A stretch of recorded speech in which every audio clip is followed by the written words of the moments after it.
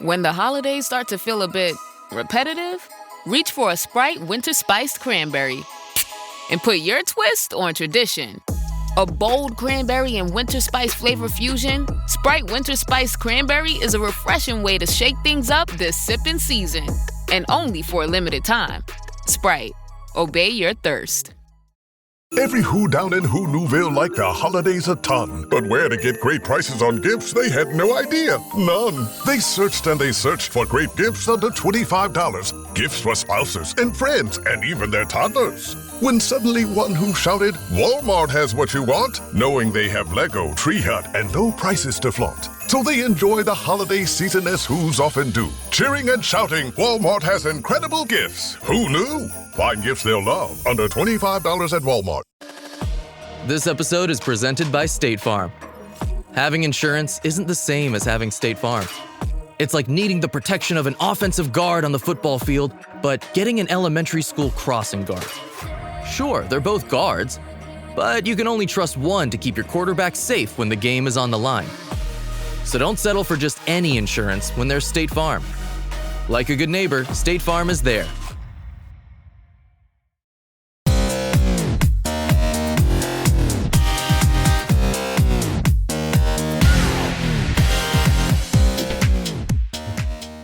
Hello and welcome to a new episode of the Dragon's Lair podcast in association with Riverside Sports Bar, the home for live sport and great burgers in Newport. I'm Jamie, and joining me for our therapy session is the long-suffering eternal optimist, Gareth Leclerc. Gareth, how are we after that performance? How's it going, mate? I was trying to manifest, a result with a bit of positivity throughout the week, but yeah, not feeling too positive after watching that this afternoon. Shocking, absolutely shocking. Worst performance of the season for me. Yeah, absolutely stumped in there. Yeah. Now, unfortunately, Gavin can't be with us this week due to family reasons, so we wish him well and hopefully we'll be back with us very soon. So let's get straight into the news desk. A little bit of news. So after the Leinster game, Dragons complained to the URC about the Scott Penny incident. Rightly so, of course. Just to recap then, so with 5 minutes to go, with 7 points behind, Dragons were hammering away at the Leinster try line. And Scott Penny, who, bear in mind, already had a yellow card, he puts in a headshot on Levi Douglas. Morné Ferreira gives a wishy-washy explanation as to why there was no penalty, and the assistant referee, Craig Evans, and the TMO were complicit in that decision and failed to challenge the referee. So the URC reviewed the footage, and their head of officials, Tapper Hennin, has apologised to the Dragons. And guess what? They admit that the officials got it wrong. So there we are. Tia said, we heard back from Tapper Hennin and received an apology. They got it wrong, he said, but it's been a challenging moment for the referees in the middle. We are still working through what the game looks like in terms of head collisions, but the first thing we speak about is player safety. That has to be at the forefront of the mind, but we have moved on. And look, Gareth, people have said to me, well, scant consolation now doesn't mean anything to say it's too little too late. But actually, I am glad that they've apologised and they've admitted their error, because for me, that's the right thing to do. If you make a costly mistake, you should apologise for it. And I think it's right the URC have admitted their error. But it's still deeply frustrating nonetheless, isn't it? Yeah, when they first said it, I was still angry. So you think, well, an apology doesn't give us points on the table. But yeah, it is. I am glad we've got that apology. It does show how close we were and deserved our chance to have a go at Leinster those last 5 minutes. So yeah, it's the right thing that they've apologised. Let's just hope we're not on the end of another decision like that in the future. Yeah, absolutely. Some injury news now, injury update. Dragons are set to be without Super Chrissy Coleman for their festive derbies after he injured his right hamstring playing for Wales. Coleman has seen specialists, and the timeline for his recovery has yet to be established, but it does look likely he's going to be out until the new year. That's a disappointment. Tia said he's had a scan and it looks pretty positive, but he needs another consultancy catch-up, and we will see where he is at and a projection of how long he will be out. Tia went on to give further updates. Seb Davis, he said, has an ankle injury. He's been x-rayed. Hopefully it won't be too long. Ollie Burrows has a rib injury. Ryan Woodman has a dead leg. Brodie Coughlin returned from international duty with a niggle. And obviously, Alan Wainwright was rested on the weekend. Hopefully, he'll be able to see out of both eyes when he makes his return for the Dragons. Yeah, hopefully all those people, Burrows, Woodman, Coughlin, and Wainwright will be available this weekend against Lyon. So fingers crossed. We need them, don't we? Yeah, but I'm thinking, the injuries are starting to pile up a little bit now, and it is concerning because we just haven't got the depth as we saw on Sunday afternoon. But if Brody Coughlin or Robert Hunt gets injured, we are in a spot above bother, aren't we? Up front. Yeah, it's tough throwing in youngsters, isn't it? Especially in the front row. It's not a place where you want to really be picking kids for tough away trips, or any away trip. Yeah, fingers crossed we can get those boys back on the park because this is quite a big, important block for us, isn't it? Yeah, fingers crossed, no more injuries. Although Sam Scarf did receive a nasty head knock today, so yeah, fingers crossed. Bit of a curse at hooker, never mind the Dragon's curse, but hooker is really, really stretched at the minute, isn't it? Yeah, very concerning, but we'll come on to that a bit later. The Rugby World Cup draw took place last week, and Wales have been drawn in Pool F alongside England, Tonga, and Zimbabwe. So if Wales top Pool F, they would face the runner-up of Pool B, which is most likely one of Italy or Georgia. The most likely scenario is Wales come second in the group because you think that, they're not going to top the group ahead of England, are they? Let's be honest. So if they come second, which seems the likely outcome, they will be placed on the other side of the draw against the runner-up of Pool C, which contains Argentina, Fiji, Spain, or Canada. So fair to assume we could face Fiji in the last 16, you'd think? You'd assume Argentina would win that pool. Yeah, so if we get to the last 16, probably going to be Fiji. If we're lucky enough to get to the quarterfinals, then we would face France. But you know what? I think on the one hand, goodness knows what state Welsh rugby is going to be in by the time the World Cup comes around. But all things considered, that's not a bad draw for Wales, is it? I was expecting it to be a lot worse. I think it's a decent draw. What do you think? Oh, it could have been a lot scarier. Yeah, I'd 100% take that draw. I think Tonga were quite far down the seeding list when they are from that pool of seeds. I was quite happy to pull Tonga out of it. And yeah, look, the World Cup's quite a long way off. In rugby, things can change quite quickly. So we could be in a better position then. It's exciting, isn't it? I mean, yes, England are a very, very good team at the moment, and we're not. But it's still quite exciting to have them in a World Cup group match and to potentially finish second and then still only pull Fiji. No disrespect to Fiji, they're a very good side, but to finish second, normally you'd have gone and pulled a winner of a group, wouldn't you? So yeah, really, really happy with that. We just need to get ourselves sorted over the next 2 years to fly into it. Yeah, but I was pleased with that draw. I mean, it's quite tasty having England in it as well, isn't it? It adds a little bit of spice. I can't see us topping the pool, but absolutely no reason why we can't get out of it. I mean, we should at the very least be able to get out of that pool, surely, you would have thought. Oh, 100%. Yeah, definitely. I think even the way we're playing at the minute, we should have too much for the other side. So hopefully we'll be in a lot better position in 2 years as well. Not sure how, but I'm hoping. A lot can change, mind. Yeah. There's a lot of rugby to be played. A lot can change in the next 2 years or so. So we'll see. But yeah, I was satisfied with our draw. It's not bad for Wales at all. Yeah, not bad. Yeah, good stuff. Right, post-mortem time. Let's talk about what happened when a stoppable force met a movable object. So on Sunday afternoon, Dragons went to Perpignan to open up their Challenge Cup campaign.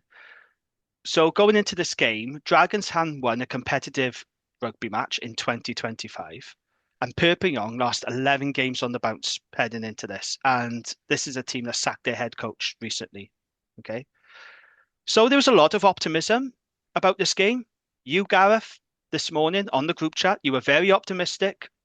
You thought it was going to be a victory. And I saw a lot of people, not just Dragon supporters, but a lot of people saying it's a good opportunity for the Dragons. Perpignan are really struggling in the top 14. We're struggling as well, but Perpignan in particular have been really, really poor. This is a good opportunity for Dragons, especially on the back of that encouraging Leinster performance. And it was a really good opportunity to get their first win. But no, they lost, and of course they did. So the score was Perpignan 41, Dragons 17, 6 tries to 2. Philo Tia said after the game, it was disappointing. We played a good Perpignan side. Did we play good Perpignan side? Were they good, Philo? No, no, they were not. Were they good? I don't think they were good, were they? They're They're not not a a good good team. side, and they No, didn't have to be a good side today. no. I'll take issue with Philo on that one. Anyway, he says we played a good Perpignan side who won most of the collisions and created pressure. We need to be better at doing the basics, he says, and keeping hold of the ball. Whose job is that, I wonder? Whose job is that? We needed to get possession in the right parts of the field and create pressure and score points. We got a couple of tries at the end, but we were always chasing the game. Yeah, we scored 3 tries, but it doesn't count for anything. You need 4 tries for a try bonus point. We came away Perpignan with nothing. Look, Gareth, I know you're always optimistic. You're the most optimistic Dragons fan, and I know you're the most passionate Dragons fan I know. But seriously, mate, can you tell us what the fuck was that on Sunday afternoon? Oh, it was What awful, what wasn't was it? that? What was that? It genuinely was awful. I think I am optimistic, so I'll start with the plus points. It was on EPCR TV, so not many people would have suffered watching it, and I think that's probably where my plus points end. It was the worst for me. It was the worst performance of the season. It was worse than Glasgow because we faced a really good Glasgow side that just had too much class for us. Today, we were just poor. Perpignan didn't have to be that good. The simple errors that we made. We look like a side that has no confidence in itself and doesn't know what it's doing. And it's just same old Dragons that we get a few games into the season after a run of losses, and that confidence just seems to take a nosedive. I've got to touch on the backline play. It was absolutely abysmal.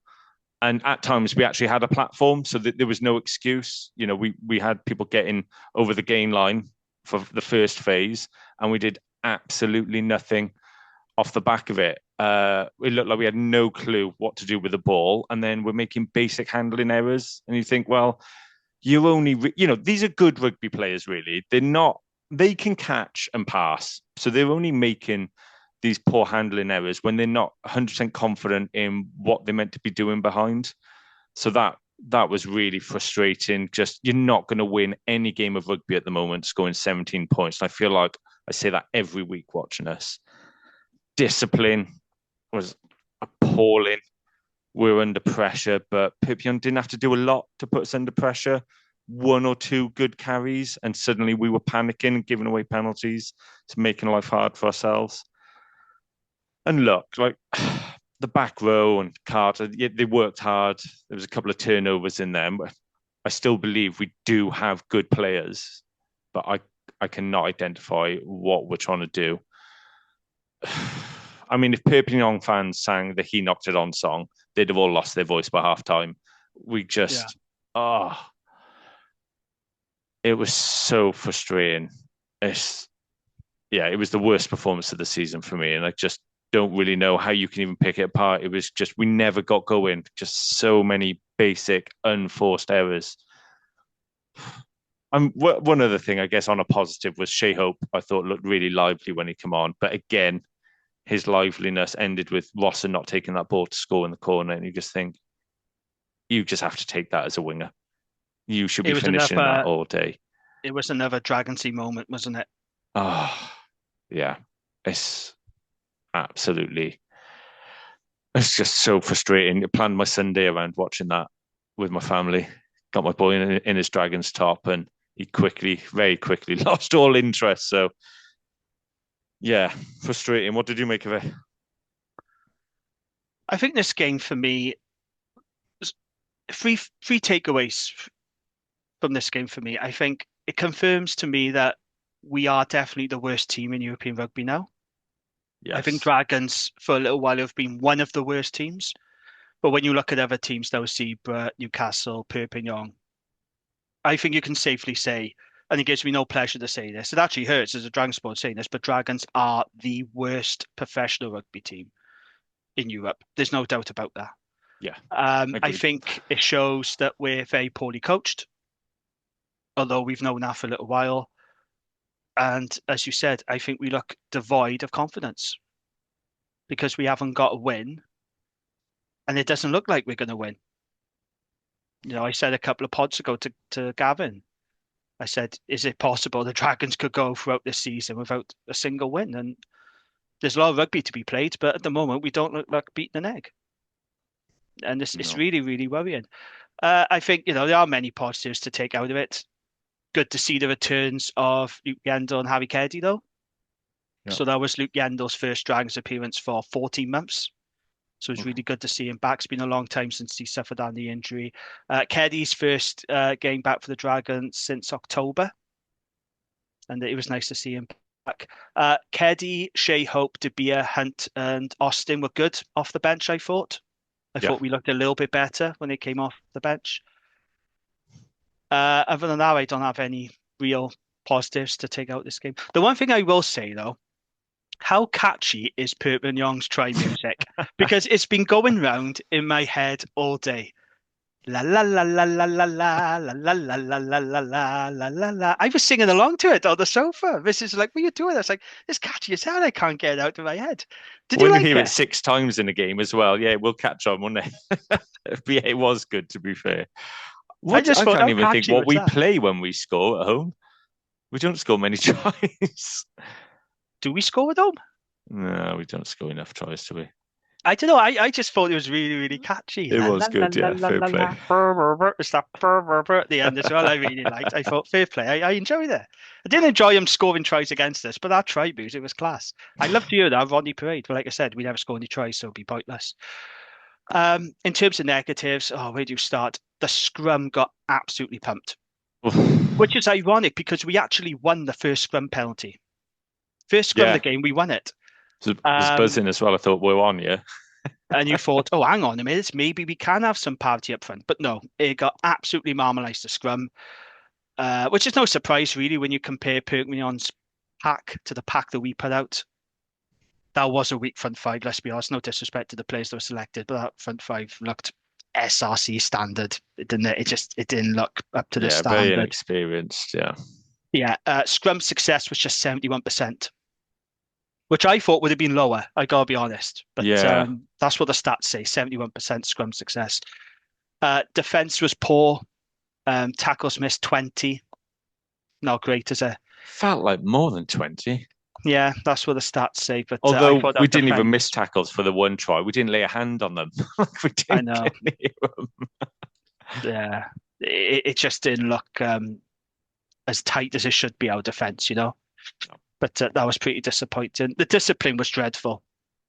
16 penalties. Again, I thought there was more than that because there was one period in the game where we just kept giving away penalty after penalty after penalty. And I said to you in the group chat, I've lost count now how many penalties we're giving away here. And there were some really brainless penalties as well, not rolling away, coming in at the side. And then on top of that, you had wonky errors like, forward passes, line-outs, knock-ons. And there was one moment that really did annoy me, and it was early in the first half. So Dragons win a holding on penalty, and they're 2 meters out from Perpignan's try line. And I don't want to go in on him too much because he's a young kid making his first start. But Sam Scarf steps up, and we look to take a tap and go. And that's fair enough. I think in that moment, that's fine to take a tap and go. We were obviously struggling in the scrum. Tap and go, no issue with. Like I said, we're only 2 meters out for Perpignan's try line. So Sam Scarf takes it, but he fails to tap the ball. Penalty Perpignan. Opportunity lost. And I'm sat there watching it. I'm thinking, come on, mate. Come on now. This is professional rugby. This is schoolboy stuff. Yeah. Maybe he was nervous. I don't want to go into on him because I know he's a young hooker. He's making his first start. Very intimidating place to go. But that's not acceptable. That is basic schoolboy stuff, isn't it? Tap and go, but you don't tap. Come on. If a team at under 12s did that, they'd be having an absolute rollicking from the sideline from their coach. Like it's not acceptable, is it? And it's just another moment blown by the Dragons, letting a team off the hook. We just don't build that pressure. No, not at all. But yeah, I mean, I haven't got too much to say about it. I just thought it was a typical. Well, I wouldn't even say it's a Dragonsy performance. I think it was worse than that. It was embarrassing. Yeah. I thought it was downright embarrassing. Yeah, it was. I don't think I've watched many games from us before where I've really struggled to pick out plus points. It's just absolutely appalling. And like you mentioned on the coaching front, I think like we really can't ignore the sort of the Dragons' failings at the moment just because of all that noise in Welsh rugby and everything going on. I think our coaching is not up to it. We've for years and years now, we've been signing players who are going to improve us, and we haven't improved. And I believe we have got a good squad, and there was quality on the field today, but they didn't know what they were meant to be doing. And I just think you look at our coaching ticket, and they haven't got a good track record. You know, when we sacked Dean Ryan, we promoted from within. When Dye was then sacked, we promoted from within, and we've not had a proven head coach in years. And the results are exactly in line with that. We look like we haven't got a proven head coach at the helm, and it's not good enough. And the attack, you've mentioned it before, statistically, often the bottom of the URC. I think we're one from the bottom maybe at the moment. So Dragons are ranked 15th at the moment in the URC for their attack. So it's the second worst attack in the URC. Bear in mind, we've had the worst attack in the URC for the past 3 years. Only the Scarlets are below us at the moment. But no doubt Dragons will slip back into 16th as the season goes on. And it's, Matt O'Brien, he's had the attack for years now, and it is blunt. Statistically, it's blunt, and it means we're not enjoyable to watch. I genuinely think like he does have to go. We have to bring in someone who would come in and take over the attack, because otherwise, what is the point in going over and watching us? If we're not going to win games, I at least want to see a team that can play an exciting brand of rugby and get me on the edge of my seat and get me excited. At the moment, we don't do that. We don't make line breaks yet. The fans are turning up week after week and clapping our team because our players try hard, but trying hard should be a given. Like, that's not enough. We want to go and win games. And like you see with other coaches, and I listen to podcasts with other professional players on, and teams' attacks can get turned around quickly. You often hear about like the confidence and how much of an impact a coach has had. And those noises don't come out the Dragons. Our attack is shocking, and I really feel it does lead to our unforced errors. Like a coach is there to give a player clarity in what they're doing, and we don't look like we've got that clarity. We don't look like we know our roles and where we should be, and I think that leads to the errors. And look, Matt O'Brien might well have good ideas, but if he does, they're not being implemented. And your job is to implement your ideas and make sure your players have got clarity on their roles and the structure we're trying to play in. And we haven't got that at the moment. It's not good enough. And you just think, what's the point in the Dragons surviving this mess in Welsh rugby if we're going to accept the substandard coaching setup we've got? Because the fan, we're getting less and less fans to the gate every week. And you just think it's only going to get worse. Surviving isn't good enough.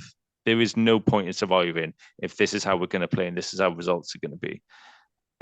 Something has to change. I want a new coaching ticket next season. Otherwise, I question, do I bother renewing?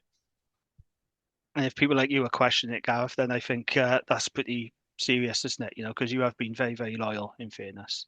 Well, nothing's going to change, is it, next season?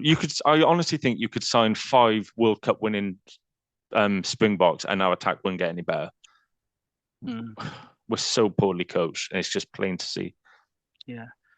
Have you seen that clip that went viral a few months ago in America, NFL? So they're interviewing New York Jets fans outside the stadium, doing these little Fox Pops. And this kid walks out, and they go up to him and they go, "What are your thoughts on the game?" And the kid turns to the camera and he says, "I hate this team." I'm that kid right now. I'm him. Yeah. I hate watching this team. Yeah. I hate seeing how poorly coached we are. I hate seeing the errors, the poor discipline. We are not a good team to watch. I find it really, really hard. And I'm speaking from the heart here. I find it really, really hard to like and get behind this team at the moment, because every year is shit now. And it's not even funny anymore. No. I've been able to laugh at it over the years, but it's not funny anymore. It's really not funny. We thought we were shit when we were winning 4 or 5 games a season, and that wasn't good enough. Now I long for the days where we won 5 games a season. And it's really hard to defend us, and you've got to feel sorry for if another region's cut, because they must just be like, what is the point in keeping that team? Their own fans aren't enjoying it. it's tough going. And Yeah. and I do maintain though that I believe we've got good players, and there's a lot of players at the Dragons who give everything for that jersey, and I think we've got quality in our squad, but we are not getting the most out of it, and I'm 100% laying that blame at the coaching door and at the owner's door, because it's them appointing the substandard coaching year after year. Yeah, honestly, I find this team so hard to watch.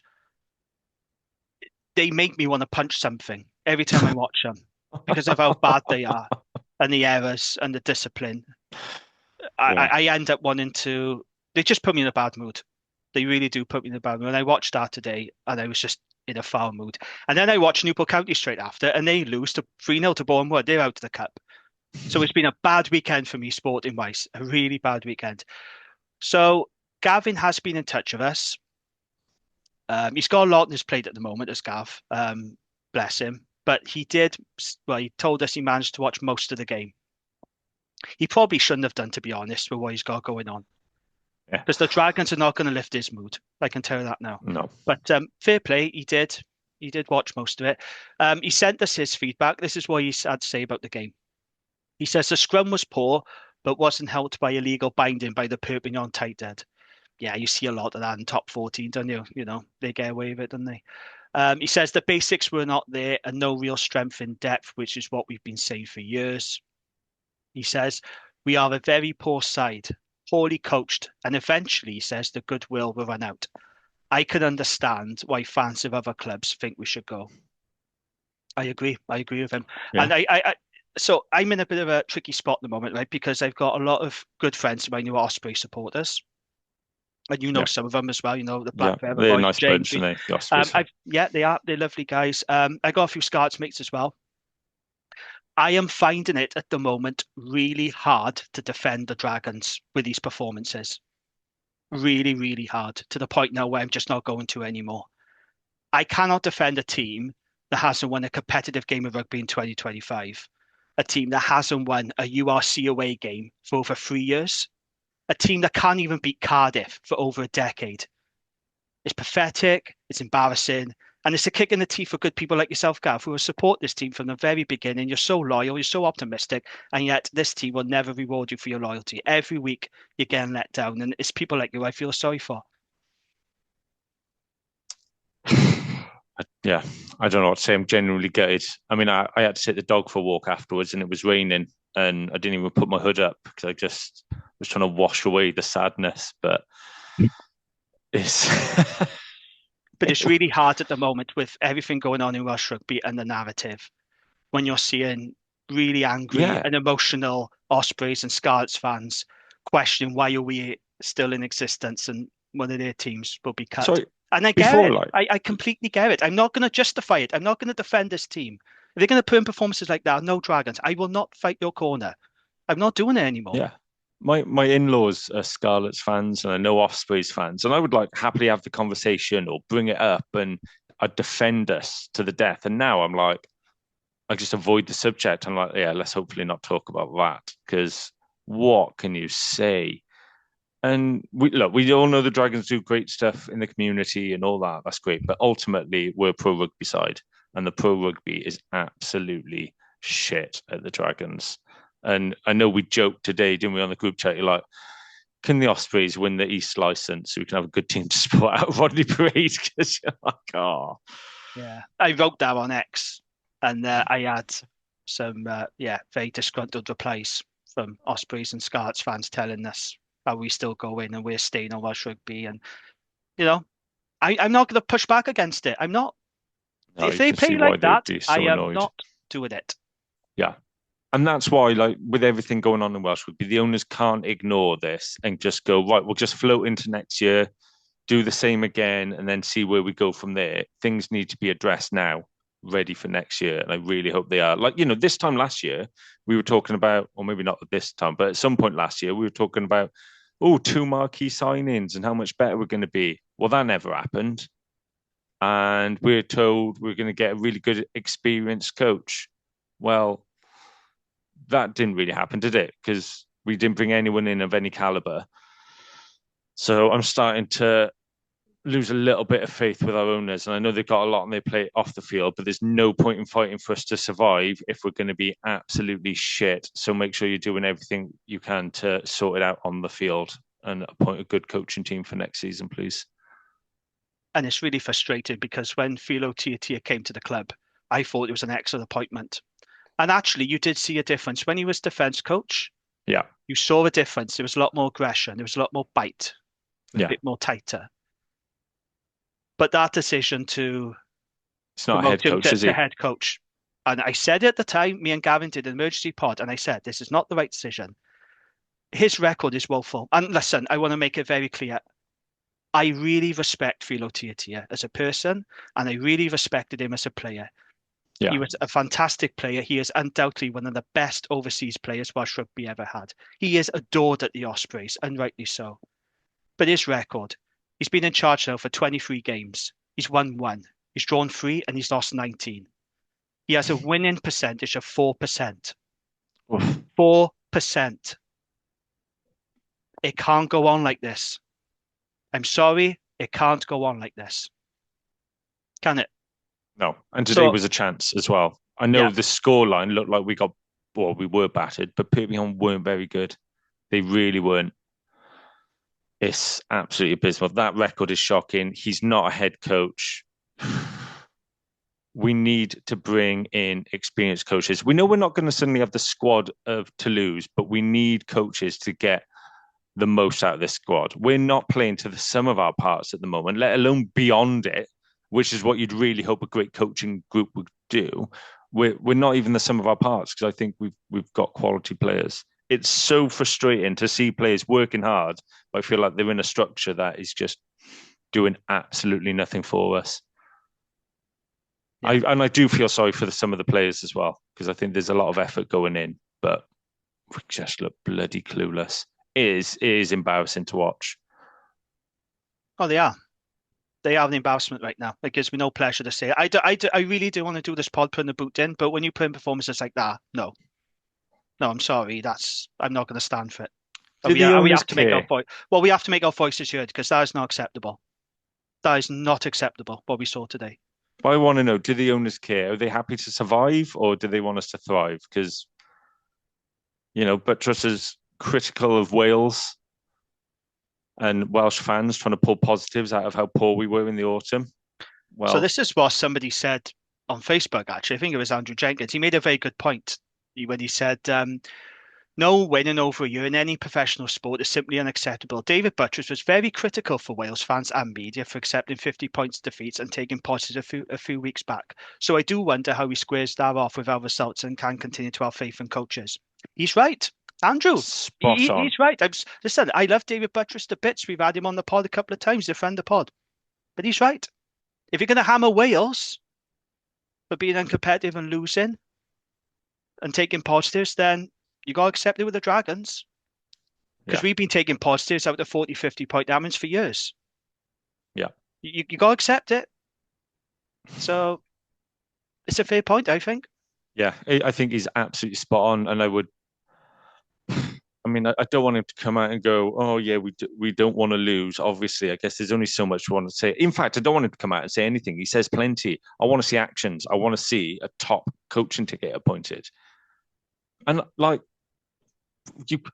how is anyone going to pay for a season ticket going into next season if we're not feeling like it's going to be better? But get us a top coaching ticket. Put the price of a season ticket up. It's not value for money at the minute, losing every week.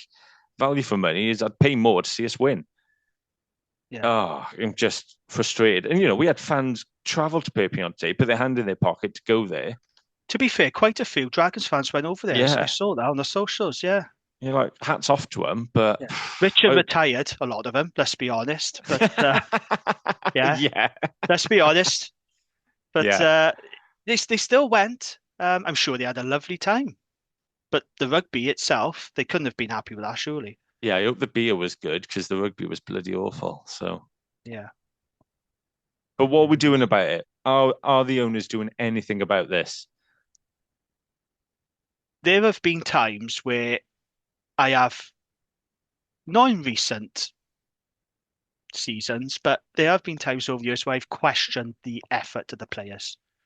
I have seen, and I'm sure you have as well, Gareth, you will agree, there have been games in the past where we have thrown in the towel and rolled over. Yeah. I think that's Yeah. fair to say. 100%. I'm not seeing that with this team. No. I'm not saying they're not trying. I'm not saying there's no lack of effort. I just think they're poorly coached, and I think they're lacking confidence. Yeah, And completely agree. someone needs to come in from the outside and put an arm around these boys' shoulders and give them the confidence they need and to coach them properly. We need someone who can turn around failing teams. We need someone with a track record of success. And something you used to say this a lot on the podcast. You don't say as much now, but I always remember you saying, do they know what success looks like? You used to say that quite a lot, didn't they? Yeah. And I think you're right. Do they actually know what success looks like? No. And I think, they've made some positive additions to the coaching team in terms of, bringing in Ollie Griffiths and Dan Lydiate and Reece Patchell, but they're only part-time appointments. Yeah. They're only a couple of days a week. I think it's clear that, I'm not saying Philo should be sacked now. There's absolutely no point. I'm not doing that. This isn't a football podcast, but I think it's pretty clear the changes need to happen next season. Yeah. Because we can't go on like this. I have no doubt the boys are giving everything they have. I have no doubt that they're working hard in this room. We see the videos of them in training. We see them pumping iron in the gym. They look like they're working hard. Yeah. But something isn't working. When is this team going to get a win? We've seen good performances. We've seen competitive performances, but we do not look any closer to getting a win. And when we did have that golden opportunity of a win, and I think back to that Sharks game, they clearly didn't know what to do, did they? No. I still think about Rodri not even looking back at Tinas de Beer. Yeah. He didn't even look back. He didn't have a clue. So when the opportunity is there, they don't know how to take it because this is a team that just simply doesn't know how to win. And how do we change that? How is this current coaching setup going to change that? That's the question, isn't it? That's the question. Gavin does have an analogy for us, which I know our listeners will be pleased about. So he said, this is my analogy. He said, due to the funding, we are already a poor circus. But sadly, our clowns are worse than the other clowns as they keep throwing the buckets of water in their own face. Someone needs to tell them the water goes the other way. This is just basic stuff. And then he adds, I should be back next week. Thanks, guys, for your patience. Yeah, it'd be good to have him back. But they just don't look like they know how to do the basics, this team, do they? Basic skill sets lacking. And you think, well, why? There are good players in this team, but you can't catch a ball. You can't throw the ball in straight. It looked good conditions offside today, didn't it? Really good conditions there for a good game of rugby. And our play behind was absolutely awful. One nice try by Westwood off a first phase ball, but it's as soon as we get into phases, we are absolutely awful. And you've seen it against Leinster. We're slow into position, and today as well. I say slow into position. We just stand in a fucking line. Like it's just there's nothing to it. Our attack is so narrow. Like yet again today, Rio didn't get the ball. He barely got the ball. No. What is the point? You might as well have me out there. I might as well play on the wing for the Dragons against Lyon next week. Why? Because I ain't getting the ball anyway, so it don't matter. Yeah. It's the equivalent of me standing on the wing. I'm not going to get the ball, so who cares, right? Yeah.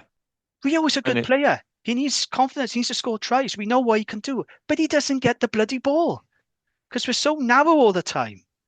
With a team that's got limited resources, you think, right, let's plan our attacks to get our best players on the ball, and we don't get Rio on the ball. This season, we haven't got Hugh Anderson on the ball.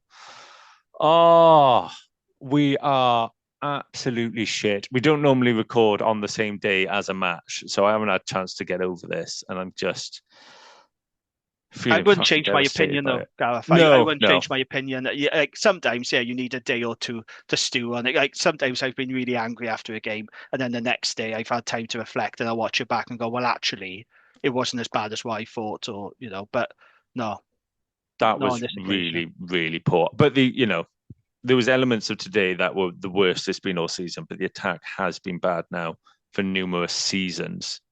Even the games when we have snuck a one or we've been in the contest, our attack has done nothing.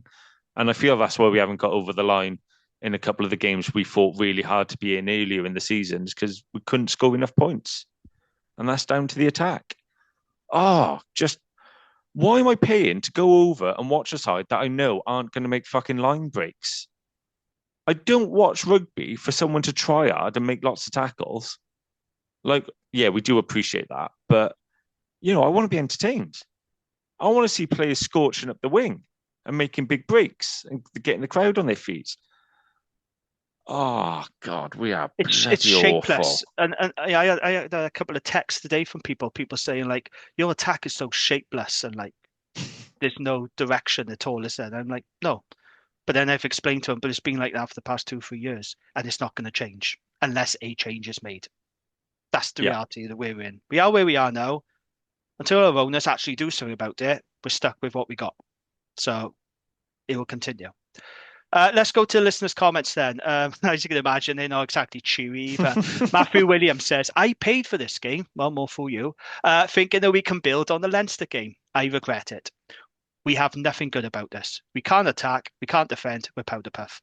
Paul Camfield says, no direction. Attack non-existent. Defense terrible. Too many errors. Yeah, pretty much summed up there, isn't it? Dave Beardmore says, it's actually funny how poor we are now. Is it, Dave? I don't think it's funny anymore. I said this earlier. I don't. I just think this team are embarrassing now, and it's not funny. I watched all the other regions' games on the weekend. Do you watch all of them? I watched the Ospreys and the second half of the Scarlets. I missed the Cardiff game. So the Cardiff game, they did make changes and they were overpowered by Stad. They fell to pieces in the second half. But you know what? Cardiff played some nice stuff. Yeah. Great to see Mason Grady back. They played some nice rugby. I hate saying this because I hate Cardiff. I like watching them in attack. They look good. They're good very side, easy on the eye. They're a good side and they're easy on the eye. Actually, you make a good point as well. Even that they're winning games this season, fair play to them. But when they weren't winning games last season or the season before, they were still good to watch. Yeah. And the fans could get behind that. Yeah. It's just the opposite of us, isn't it? Yeah. Bad result for Cardiff. They didn't get any match points. But you know what? They look good in patches. Yeah. And they got some tiny youngsters coming through. I watched the Scarlets. Should have won. Should have beaten Bristol. Oh, they definitely should have won. Yeah. But again, they played some nice rugby. Yeah. They did actually play some nice rugby. Dwayne Peel made some very baffling decisions, right? Taking Sam Costello off was weird when he was having a really good game. But you know what? That was a performance to be proud of. They did well. And again, I hate Scarlets, but they did well. I watched the Ospreys today. 21-0 down, weren't they? And it was like, this game has got away from them. Fair play, came back, second half, beat them. Beat Connacht. Yeah. And I watched that and I thought, we can never pull off a result like that. If we were 21-0 down at home to Connacht, we would never come back from that. We wouldn't pull it off if we were 21-0 up. Well, exactly. Yeah, there is that as well, in fairness. But the point is, I watched all the regions, Gareth, and I could see signs of green shoots and improvement. Yes. And then I watched the Dragons today, and I'm like, the Dragons. Yeah. Same old Dragons. That is why I think of the team now. Watching this team now, for me, it's like being in an unhappy marriage. I just tolerate them now. I don't like them. I don't love them. But I tolerate them now. It's easier now just to stay with them. Yeah. But I've got no real love or affection for this team, especially when they play like that now. That shows. So there's quite a large group of us go over. And fair play, some of them they're going more for the social, let's say. And yes, I can believe that. Yeah, yeah. Which fair enough. Me and my brother sort of tried to drag as many as we can along to put money into the Dragons, basically, rather than them just be in the pub. And one of them messaged on the group, is the Newcastle European game included in the season ticket? And the other one replied, I hope not. Like, for fuck's sake. We'll talk about Newcastle in a bit because they had a very good result. Yeah. Out in Lyon. Fair play to them. Yeah, so no, I don't find it funny anymore, Dave. I just find it a little bit depressing and embarrassing, quite frankly now. Abel Marconi said, outmuscle from the get-go. The most Dragonsy performance of the season so far. You would agree with that, Gareth? Yeah. Yes, definitely. Played better when De Beer came on and Angus moved to fullback. Dragons never looked in the contest. No, they didn't really. Jeremy Williams gets in touch. He said, what we saw today was woeful. I would say if there's no improvement between now and the Christmas derbies, there needs to be a complete overhaul of the coaching setup from the head coach down to all of his understudies. It's about time the three wise men at the top stopped hiring these Mickey Mouse untested coaches and put their money where their mouth is and hire a proven coach and allow him to build his own team of coaches below him. Enough is enough. I wouldn't say Mickey Mouse. I think that's a little bit too strong, but everything else I agree with. Yeah, I agree with you there. Yeah, we do owe a great debt to our owners, and they're fighting a good fight for us, so we owe them a lot. But yeah, everything else absolutely spot on. Yeah. Alan Carter says, I thought €7 would have got me a commentary. Yeah, so there was no commentary on the game, which, It's a do you know fair what? comment, isn't it? Yeah, but to be fair, like I thought, well, I'd rather no commentary than listen to like Martin Gillingham or Yeah, Sean yeah. Holly or one of those really annoying Irish commentators, to They'd be have only honest. been saying we're shit anyway. Like what? Yeah, exactly. So, and you could hear everything the ref was saying as well. Yeah, I like that. That was good. So, I didn't mind. I mean, I do like having commentary on games, but like I said, I'd rather no commentary than a commentator who I find Yeah. great in. So, what else do you say? Nice to see Harry Keddy back. He says, yeah, Thomas Young was good.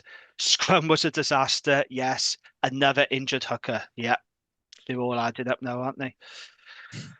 Nick Foyle says, still too many players not up to standard, unfortunately. Another big recruitment drive needed for next season. Additional numbers and replacement of some players, just not up to it. So how about, Nick? How about this, right? Instead of doing big recruitment drives, which Dragons do a lot of over the years, and it doesn't really work, is there about time we did a proper coaching recruitment drive?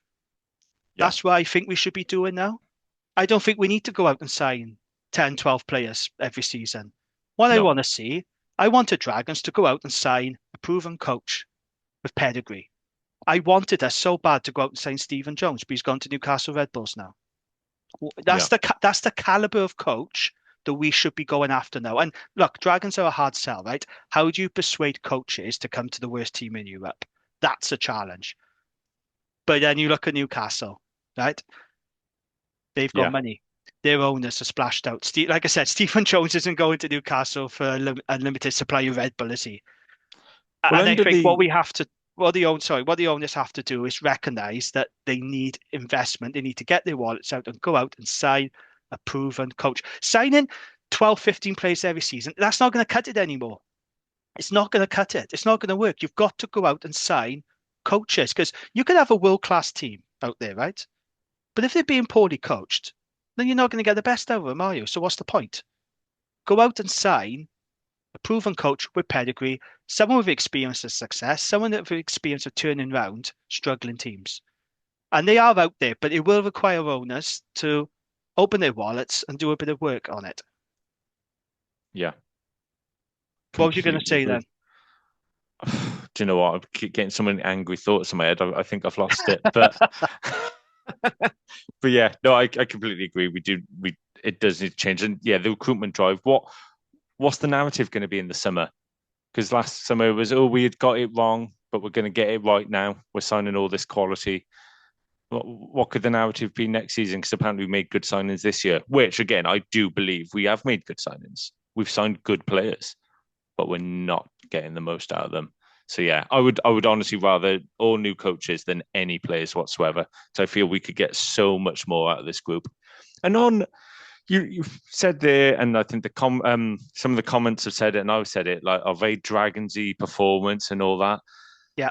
I mean, new coaches is what we need. And honestly, like, I'm not against a rebrand if that ever comes out. If you're in these meetings with the WIU and that comes up, fight other battles because dragons and being dragonsy is only a negative at the minute. And I don't know how we're going to change that. But yeah, like on your point though, money talks. Like I said, Newcastle are absolutely shocking. We beat them last season, but they're using their money to sign good players and good coaches. So if you don't invest in the coaching now, there's not going to be any money because no one's going to go to the turnstiles eventually. People will lose their head and just not go. Yeah. And then finally, Niall James says new coaching team is needed. We can't just keep bringing in new players all the time and hope it changes overnight. Yeah, exactly the point I've just made. Need to start looking for coaches, not just pick the next in line with the club all the time. I mean, jobs for the boys can work. It's worked at Cardiff, in fairness. They did jobs for the boys. Scott Andrews, Kevin Jenkins, they've done all right. Yeah. Matt Sherratt, when he was there. So it can work, but it's not working for us. Clearly, it's not working for us. So I just think it's very telling that we're getting comments around the coaching. Yeah. Something that we've been speaking about a lot, and we've spoken about it on this week's pod. So, and if the Dragons disagree, come and talk to us and tell us what we're trying to do, and what are we doing at Bustard, and what are we trying to implement on the pitch, and why are we struggling in some areas? Give us some clarity on that, because at the minute I'm absolutely lost, and I can only point the finger at the coaching. Yeah, and it's not just us three, or two of us ranting on. Like, these are other supporters saying the same. Oh yeah. So I mean, it's not like we got completely different views to everyone else. That's why I read out the listeners' comments, because I know people at the club listen to this pod. I want them to hear what other people are saying. It's not just us. This podcast is about, the Dragons community and our supporters, and they're all saying the same thing. So what does that tell you? Yeah. People sometimes say on the terrace, do we train in the week? Like, I don't know. Do you know, it's funny you say that. I was at a Newport County game, me and Jen, a few weeks ago. We actually stood on the terrace. We down your territory. Oi. I know. Slummed it, did you? Child-free weekend, and Jen said, well, she likes the terrace. She finds it a bit boring and busy. Fair enough. So it is funny on the terrace, mind, because people shout out. I mean, the language is awful, mind. It's really, really Or bad. the county. Yeah.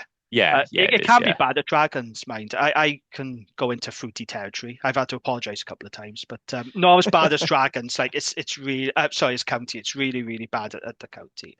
And there's this bloke behind us, and he went, what do these fuckers do in training every week? And do you know what? I'm starting to think now about the Dragons as well, if I'm being honest. What the fuck do they do in training every week if we're serving up performances like that? It makes you question, though, doesn't it? Yeah. And it's no good pumping out videos, because I see what they do, and yeah, it looks fine, but I'm not a rugby expert. I'm not an analyst. I'm not a consultant. If someone came in fresh and oversaw our training, I wonder, would they pick out things to work on? We look good in training because we're against ourselves. We're shit. I think they play Mario Karts most of the time anyway. That's the only explanation. But yeah, that's the thing as well. When we say we need new coaching, it does need to be an overhaul. It can't just be one going into a culture of losing. It does need to be a completely fresh overhaul with no hangovers. Yeah, I agree. But look, I'm not accusing the players of not trying. Like, the effort is there. They are trying their best. I would never accuse the players 100%. of that. Because I think you have got to be careful if you're accusing players of no effort, and we would never do that. No, I can see it live. Yeah, they put in loads of effort. Absolutely. But I will always stand by my comments. I think we are a very poorly coached side, and something clearly isn't working. And the attack is absolute bobbins. Yeah. Let's move on then. No Gwent Rugby Roundup because Gavin's not here. I will quickly mention the Super Rugby coming results, though. So league leaders Ebbw won 45-24 at Aberavon.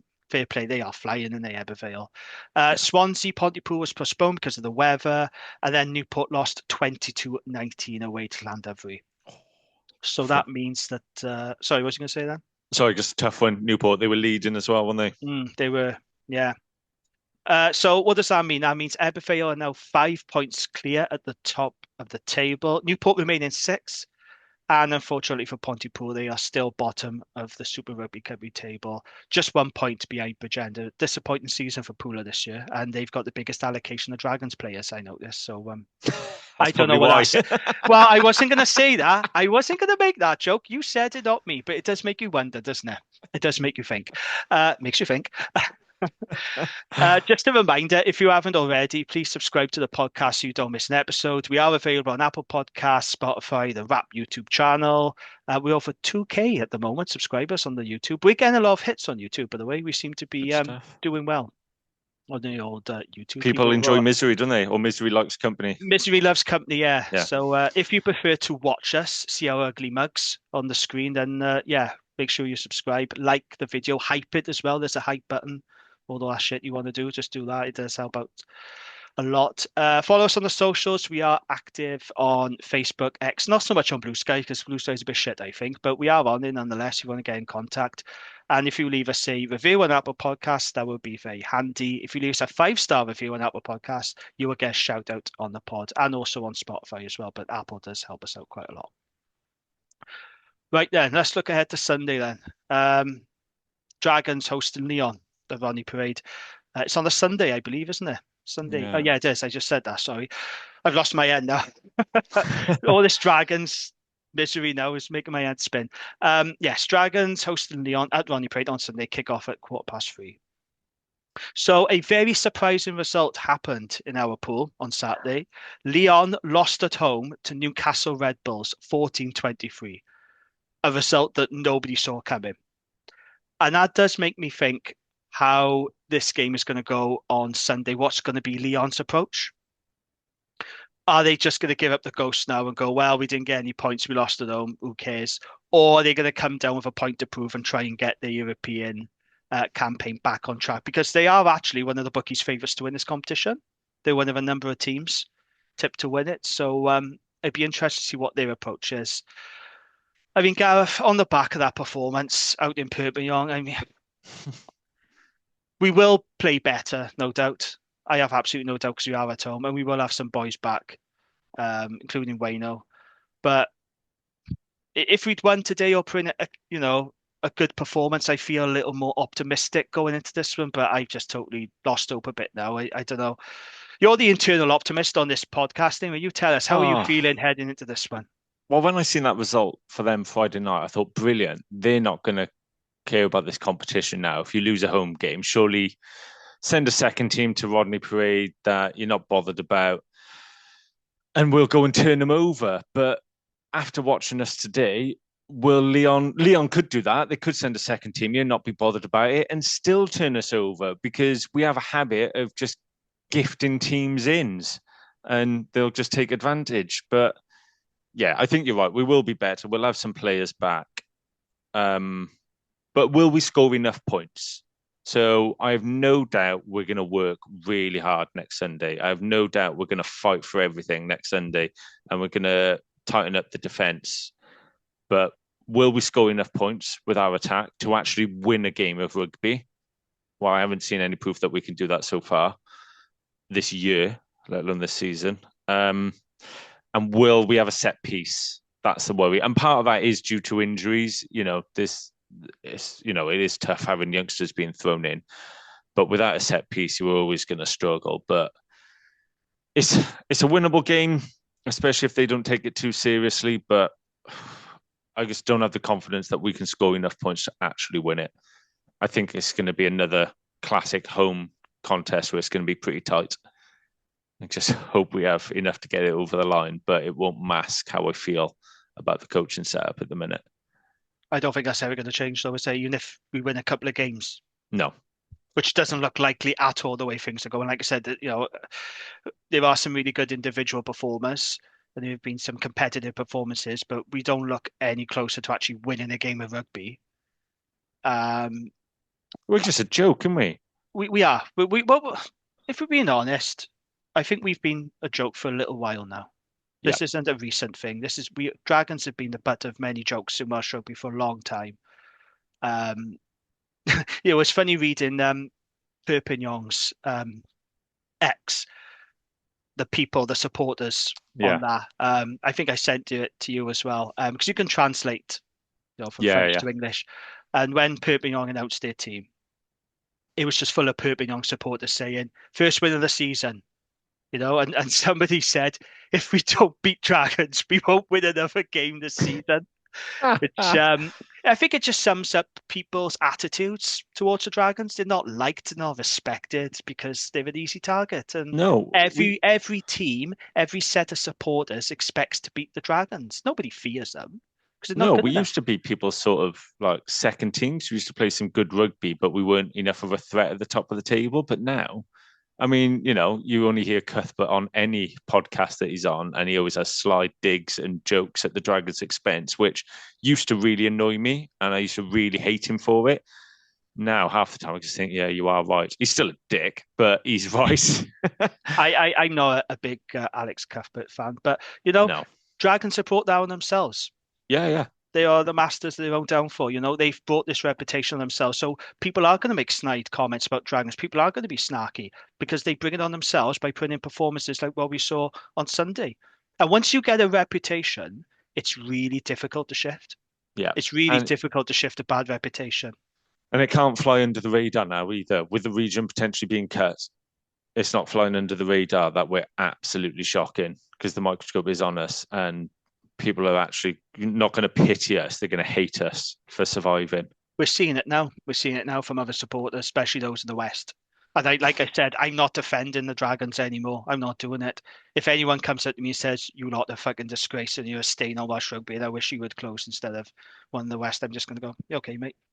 I'm not pushing back on it. I'm not. I'm not. Oh, dear me. You've got to give me reason to believe. You Yeah. got to show me signs of progress. If you're not doing that, don't expect me to fight your corner. I'm not doing it." So, yeah, I think having players back like Ollie Burrows, Brodie Coughlin, and Ivan Owen, Levi Douglas will hopefully be fit, Alan Wainwright returning. I have no doubt Dragons will be better on Sunday. Yeah. It is bring a friend for free. If you can actually persuade someone to come and watch the Dragon, Bring an enemy. great. Yes, just bring someone because obviously the more support we get, the better. And Rodney Parade I think the support has been really, really good. Even though we're not winning games, you guys on the terrace, I've always said that you know how to make noise over there, and you're really good again behind the boys. And we need that to continue. Do you know? It set me off, but do you know that's what frustrates me so much is that, like, for against Leinster, and let's be honest, in the end we were blown away in the last 10 minutes, but even getting close to a team, the terrace in the ground is absolutely rocking and people are really backing that side. You think, do you know what it'd be like if we were good? It would be incredible. Rodney Parade be incredible place to be. It'd be insane. Everyone would hate us as well, which we'd love. But people hate amazing. us now anyway, and we don't win. So yeah, if we were good and a threat, people would really hate us. You're like, it would be absolutely rocking because you can't beat it.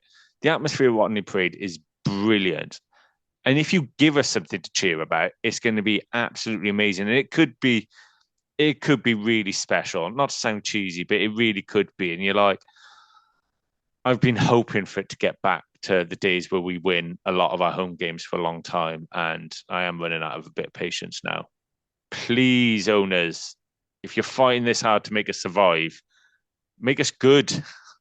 Let's do something. Let's win some games. It is remarkable how, the support we get because people still take digs at the Dragons' attendances. Yeah. They are higher than Newport Counties the last time I checked, just to point out. So we are the most supported team in Newport Gwent for sport, pro sport. Yeah. Also, for a team that never wins, barely, we haven't got the worst attendances in Wales. No. As much as I like the Ospreys, respect to them, we've got higher attendances than the Ospreys. That's just a fact. I'm not having a dig. That's a fact. You can check the data on that.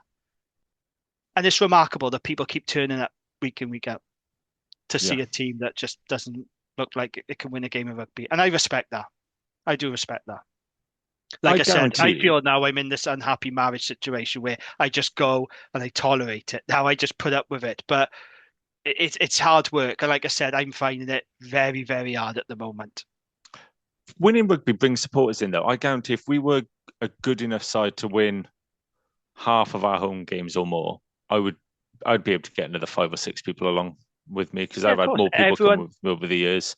Because everyone wants to be part of success, don't they? Yeah. Like, it's no surprise when Man City was winning the league and splashing the cash. All of a sudden, I never saw anyone in Newport wear Man City shirts. Suddenly, I'm seeing loads of kids wear Man City shirts. People want to be part. People want to be part of something special, and they want success. Yeah.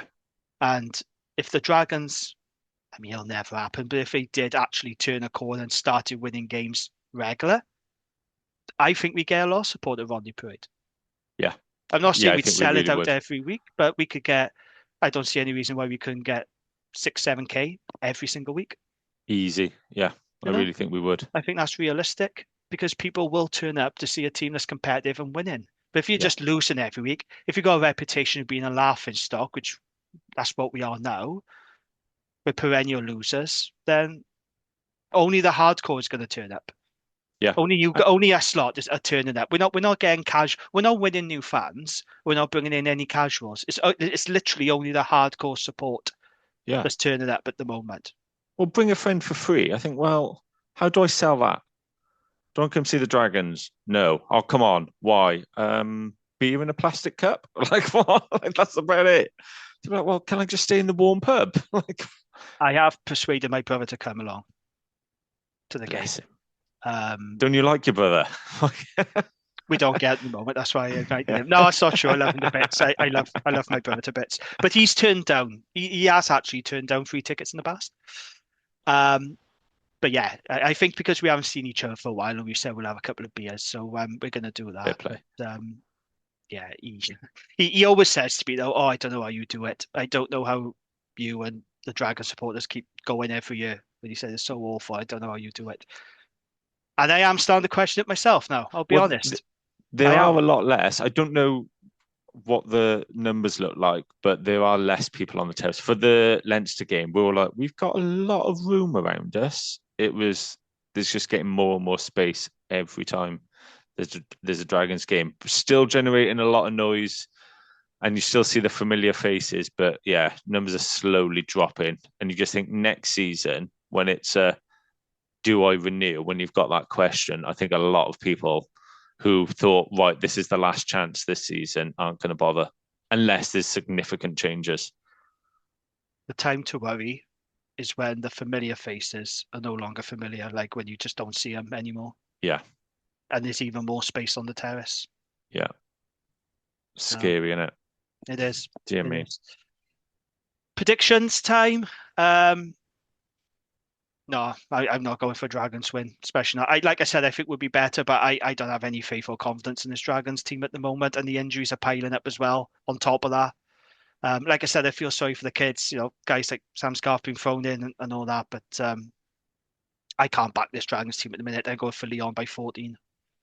I think they'll be too powerful. I think we're going to see similar to what we saw today against Perpignan, where we just can't get a foot in up front. Where the scrum is going backwards, we're absolutely marmalised. Are we going to see the daft errors again? You know, wonky set piece, shapeless attack. If we're just going to keep seeing the same thing, then I've got no reason to put my faith or belief in Dragons getting a win. So, yeah, whilst I think we'll be better, I still think we'll struggle to cope with the power, and I think our attack will just continue to let us down like it always does. So that's what I feel about it. What about you? I really, really want to back us. Now, will Mr. Positive back the Dragons? I don't. Have you ever got? Oh yeah, you have gone against the Dragons a couple of times, in fairness. But come on, you're the optimist, Mr. I've been Positive. saying that we're going to win a lot in this block, but today has really, really dented my confidence. I won't repeat what's been said in the group chat, but I know you have been very angry about what we saw against Perpignan. And I haven't known you that long, in fairness, Gareth, but you do seem really pissed off at the moment. And that's the most pissed off I've ever seen you after a Dragons defeat. Like, you know, that's because it was stinking, that performance. It was awful. And scoring 3 tries in the second half doesn't cut it for me, guys. No, I mean, one was a gimme. They bloke literally threw it to us and we dived over. We didn't create, did we? I am sensing that the cracks are starting to appear now. That Mr. Positive is a man on the edge. It's a bit raw. Yeah. So I'm going to back us by a point. You had to do it to do. I have to keep faith, but I don't think we're going to go score 4 great tries and look like a good side. I think we're going to get a win through sheer grit, determination, despite the absolute shit plan put in front of us. And I think we're just going to somehow get it over the line. It's going to be a torrid game. It's going to be garbage, and we'll win by 2. I don't care if it's a garbage game. I just I don't. I'll take a garbage game at the minute just to get a win. But next season, I want to see us play good rugby with our new coaching setup, please. I know we've banged on a lot about it, but I think it's that important to keep mentioning it because I think it's the only thing that could change us. You could sign Bowden Barrett. We wouldn't be any better. No, I agree. Because he'd be like, what the fuck are we doing? Now, there's someone who does know what success looks like, in Yeah. fairness. If you want somebody to come in who knows Yeah, what true. success Actually, looks like. if we are talking to him, still go ahead and sign Bowden Barrett, please. He might make a difference, actually. He's class. No, before we go, I got to mention this because this has tickled me. And I've had a few comments off people about this, okay? And I need to bring it up with you. You made a very bold, some might say stupid prediction on the last pod. Yep. It was a bit silly, Gav, wasn't it? Even by your standards. You said Dragons would win 3 out of the next 4 games. So it hasn't got off to a great start, has it? No. It's fair to say. No, it's not. So the next 3 games, right? I'll just tell you what they are. You think Dragons are going to beat Lyon? Yep. Connacht? Yep. And Cardiff, who they haven't beaten for a decade. No, we won't beat Cardiff, but then we'll go beat the Scarlet. So basically, I accidentally said it a week early. So it's 3 of the next 4 from now. Right. Okay.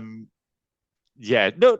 Do you know what? Like, we have got a chance. They're not going to take it that seriously. Well, I don't think we're going to play that well on Sunday because we're not a good team to play well.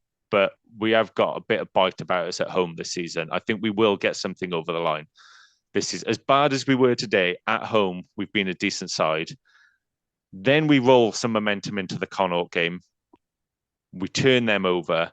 Then we go to Cardiff and have our pants pulled down because we always do. But then we come back to the fortress that is Rodney Parade and beat the Scarlets. And suddenly we're like 3 home wins, 2 draws at home. We've got a bit about us. If only we had an attack, and we can have that conversation then. So yeah, 3 from the next 4. Yeah, but like I said, I did get some comments about your prediction. Some people admired your positivity. You know, I put it up on the socials, and they said fair play. You know, great to see the positivity. Someone said to me, "Is Gareth on crack?" I said I can't confirm or deny. I just want to see us win 1 game. I mean, let alone 3. You know, in a row like that. Just winning 1 game would just to get off the mark and get the monkey off our back. But I just can't see it. I'm really sorry. I can't see it at the moment. And on that cheery note, wouldn't it be nice to end the pod on a cheery note? It'd be nice to talk about a win, wouldn't it? That'd be even better. But or some good rugby or anything. Yeah. Fat chance of that happening at the moment. But thank you for putting up with us. Gareth, thank you as always. Gavin, cheers. Said that he'll be back next week, hopefully. Like I say, he's had a bit of a rough time at the moment with some family stuff, so hopefully he'll be back. Yeah, we missed Gav. We missed him terribly. And it's easier when you share the pain, isn't it? The more people you open up to and share the pain with, it becomes a bit easier. It's nice for someone to talk. It's good to talk. Thank you to our friends at Riverside Sports Bar for their continued support of the pod. And thank you, the listener. And until next time, we'll speak again soon.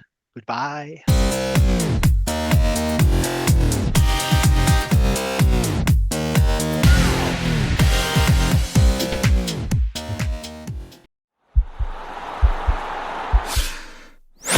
This podcast is part of the Sports Social Podcast Network.